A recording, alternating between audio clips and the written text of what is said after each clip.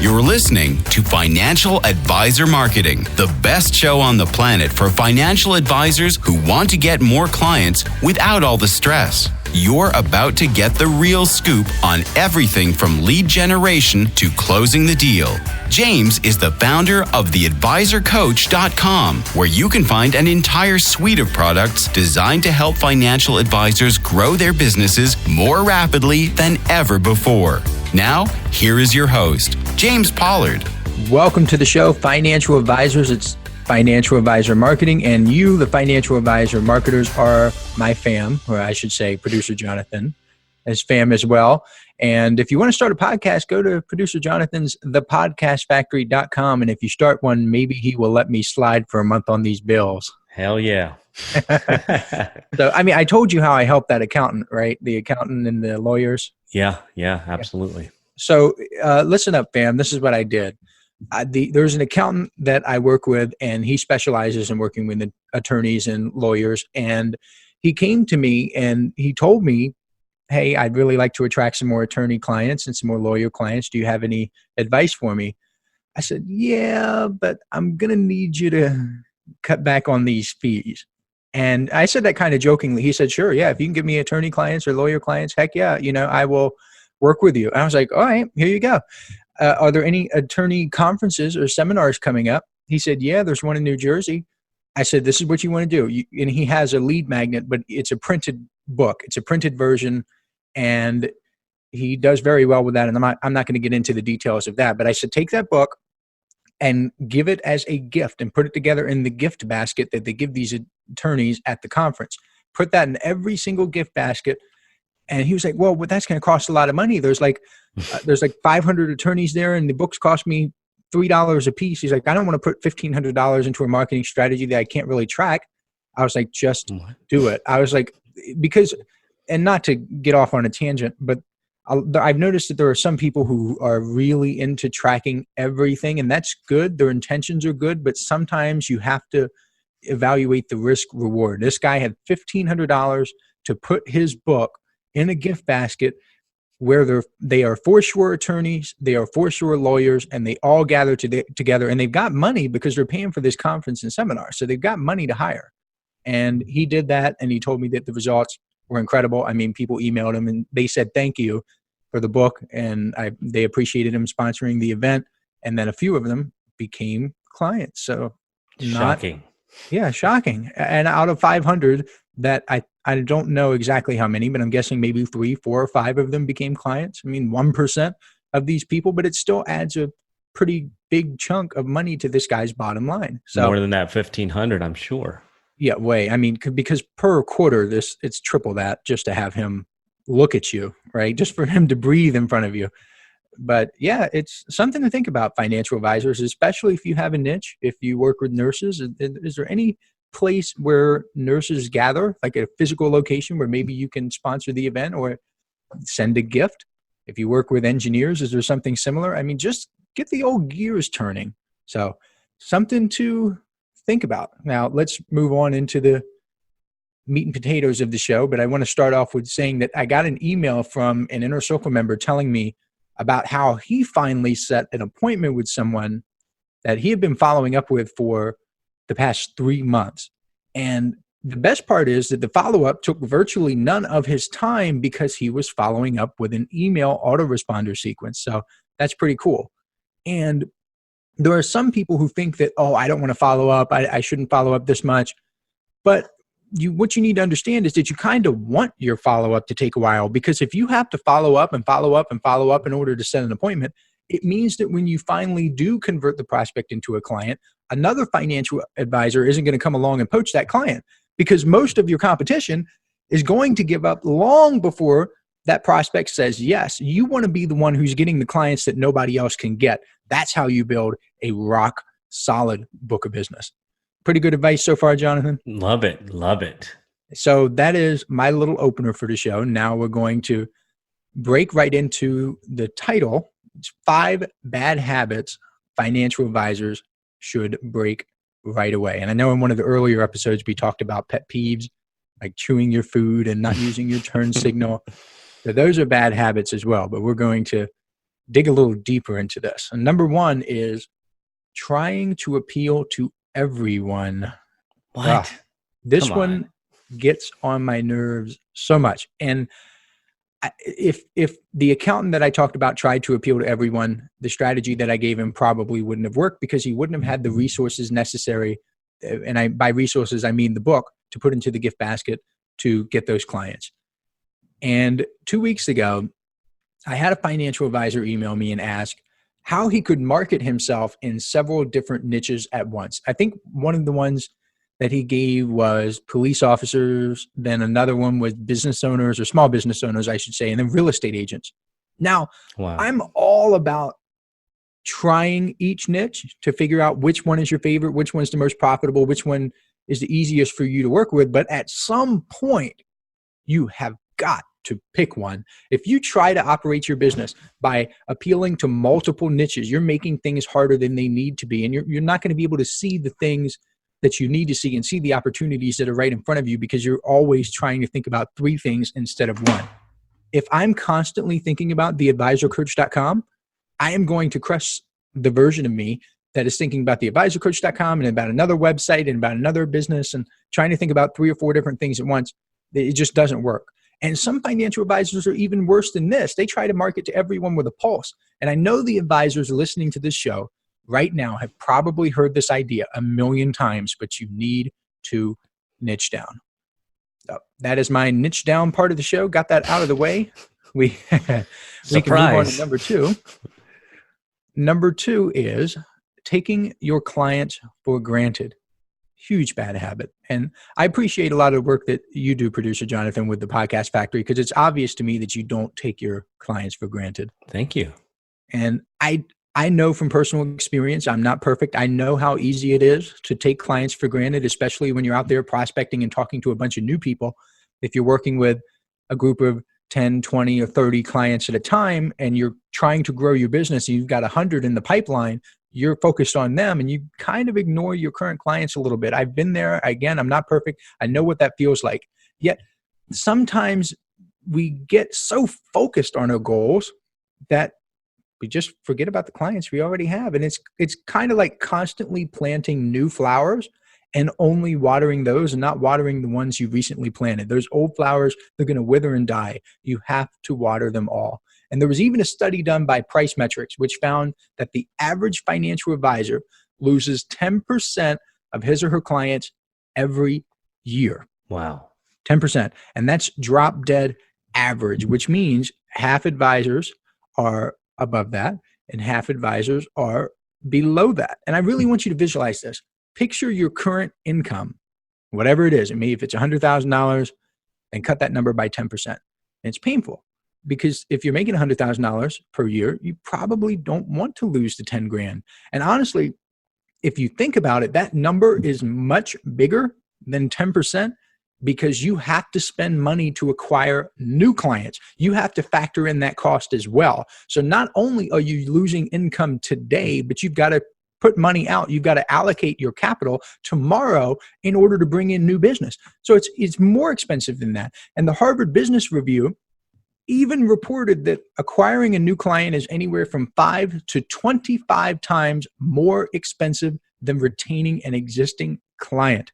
That means taking some time to appreciate your clients today, show that you care. It is literally, I'm not just saying this just to flap my gums or make some podcast material. It is literally one of the most profitable things you can do. So take some time, show some appreciation to your clients. And with my inner circle members, I give some bonuses every now and then, maybe a little insert, maybe a little extra resource or recommendation. It's because I'm trying to show appreciation for them. And I don't want to get too deep into why clients leave their financial advisors, but one of the biggest reasons they do leave is because of poor communication. So by simply communicating with your clients, like picking up the phone and calling them, What? yeah, crazy, right? Pick up the phone, call them. Now, you don't have to call me, Jonathan, because we have the calls like every week, the Podcast Factory, the family calls. Yes, sir. It's a communication stream. You can pick up the phone, you can send a quick email. Whenever you do that, you increase your chances of retaining that client. And one inner circle member actually has a fantastic system where at the end of every day, he reaches out to one of his clients and he just checks up on them. It takes him less than 5 minutes to do. It has a huge impact on his business. Every day, the end of the day, he takes them through a cycle, with one client today, another client tomorrow, and he just rinses and repeats, and he checks up on them, asks what's going on, has anything changed, what's new. If there's an anniversary, he reaches out, happy anniversary. If there's a birthday, happy birthday. Takes 5 minutes, huge impact on his business. And if he wants to leave the office at 5, just make that call at 4:55. Now, maybe 4:50 or 4:45 if you got someone who's going to talk your ear off like me. But these clients love hearing from him. And that's a little idea, just a little nugget that you can apply directly to your business. And it goes back to taking your clients, not taking them for granted, but appreciating them and showing them that you care. Hey, financial advisors, are you ready to take your business to the next level and get more clients with less stress?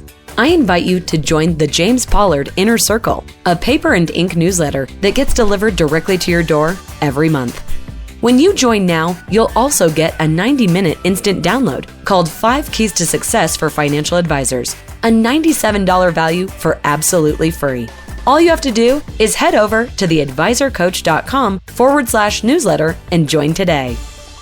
Moving on. Number 3, the third bad habit that financial advisors should stop, get rid of, destroy right away is being reactive instead of proactive. And this one is a little bit more abstract because financial advisors don't necessarily realize that they're being reactive because they never take the chance to step back and observe their business from afar. And you can't really know that you're being reactive unless you do that. And you can't do that unless you're proactive. So it's like a vicious cycle. You can never really step back and, as the saying goes, work on your business. And one example of this where financial advisors are reactive is when a client calls, maybe they complain or something goes wrong, and there's something that is maybe like a 4 out of 10 on the urgency scale in reality, but the client makes it seem like it's an 11 out of 10. And the financial advisor drops everything. They ignore their prospecting, they ignore their marketing, they ignore their business building activities in order to put out that fire. If you are constantly running around trying to put out little fires all day long, you never have time to grow your business. You never have time to step back and look and observe and see which activities are moving your business forward, which ones are moving the needle. You never get to see that, and you never get to observe. And it's just a rut that you get stuck in. It's a dreadful habit that you definitely want to avoid. Now, Producer Jonathan, do you have any experience or any advice for the financial advisors on being proactive instead of reactive? I like the imagery of Earl Nightingale. You said rut just now, and he says that a rut is nothing more than a grave with the ends kicked out. So you're like lying in your grave. Oh, that is some powerful imagery. And is that from Leave the Field? Which one is that from? I don't remember. I don't even know. I think he repeats these things over and over again, so we get them. But it was one of his audios. But yeah, man, I think that's the problem.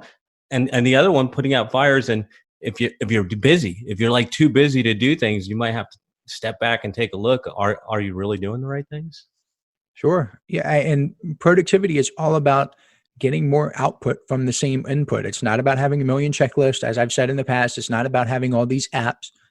It's about getting more output. And if you really find yourself being reactive all the time and you're really bogged down and you feel like you're maxing out at every level, maybe it's time to hire someone. And you know this, I just recently hired another virtual assistant. So got 2 now. And it's an amazing move because it allows me to hit the reset button. I can just clear my calendar, or not clear it all the way, but clear it somewhat, and take that time and really examine how I can get financial advisors more results, how I can help them, how I can improve their lives. I can get bigger and better results for them than ever before because I've taken the time to hire that virtual assistant. So take your time and look at your business, figure this out. Number 4 is comparing yourself to others. Now, this is a bad habit among people who want to achieve a lot in their lives, people who are very competitive. They're constantly looking at other people and other people's results. And sometimes this can be pretty disastrous, especially when you're trying to copy a marketing campaign or a marketing strategy that doesn't work. I see this all the time with financial advisors. They look at someone else and like, oh, this person's doing blogging. I got to do blogging too. And then I take their blog and I put it in a website traffic tool, and I find out their blog isn't getting any traffic. So you're copying someone who's not getting any results.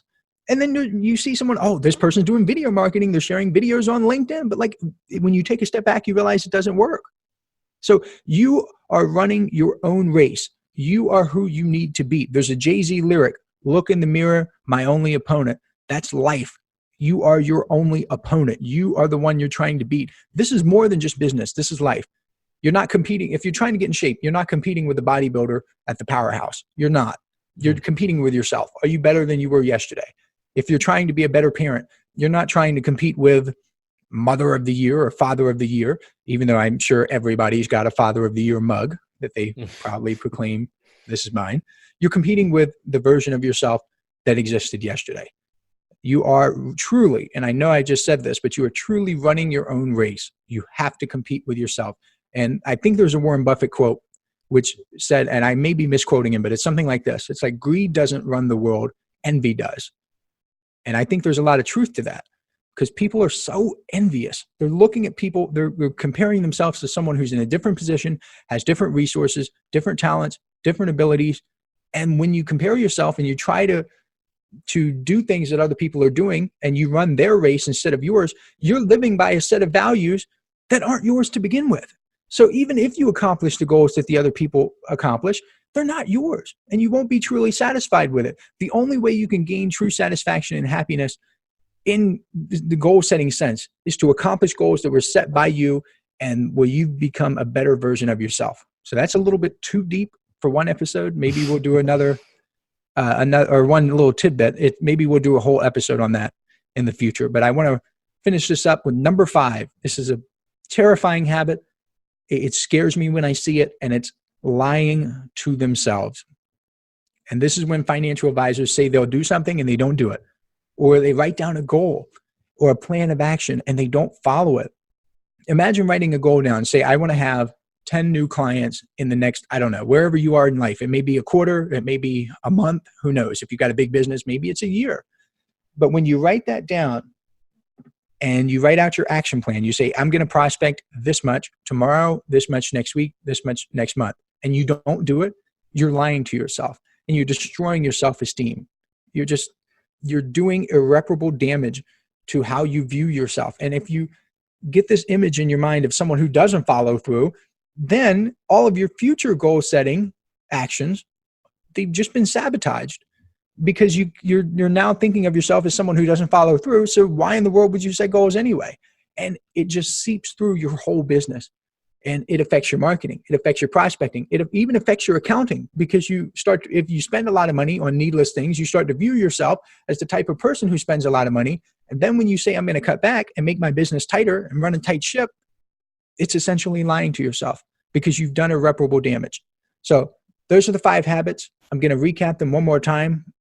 It's lying to yourself, or financial advisors lying to themselves. It's comparing yourself to others. It's being reactive instead of proactive, taking your clients for granted, and trying to appeal to everyone. Those are terrible habits that all financial advisors should break right away. And I hope that's helped you. Yeah. Plenty of good stuff there. Each one could be its own show. So what do you have coming up for us next time, James?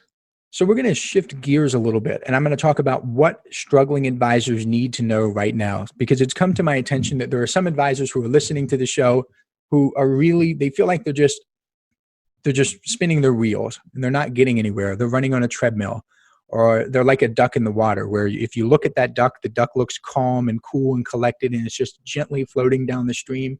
But if you get underneath, you see that duck is paddling away like crazy. There are a lot of financial advisors who operate their business like that. So I'm going to do an episode just for them called, again, What Struggling Advisors Need to Know Right Now. Love it. All right, fam. Another episode of Financial Advisor Marketing is in the can. We will be back in your earbuds next time.